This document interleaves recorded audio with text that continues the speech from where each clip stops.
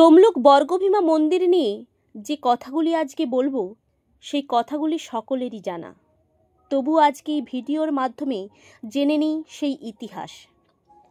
বর্গভীমা মন্দির পশ্চিমবঙ্গের পূর্ব মেদিনীপুর জেলার তমলুক শহরে অবস্থিত একটি শক্তিপীঠ, যেখানে দেবী সতীর বাম পায়ের গোড়ালি পড়েছিল বলে বিশ্বাস করা হয়।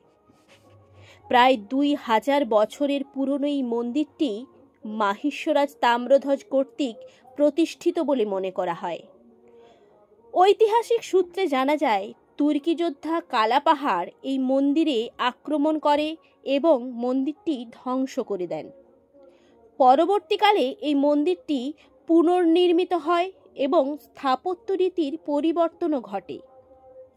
দেবী কালী এখানে ভীমকালী রূপ ধারণ করেছিলেন, যে কারণে এই মন্দিরটি ভীমকালী নামেও পরিচিত।